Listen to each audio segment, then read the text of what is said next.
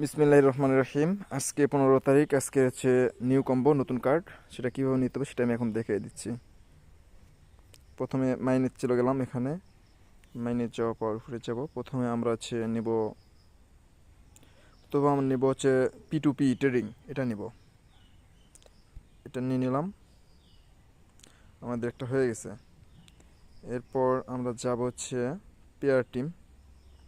Pair team একটু খোঁজ করে দেখি। এবার হচ্ছে আমাদের লাগবে, এইটা লাগবে। সরি, এটা না। আচ্ছা, একটু আমি ব্যাগে যাই, গিয়ে একটু দেখে আসি কোনটা লাগবে।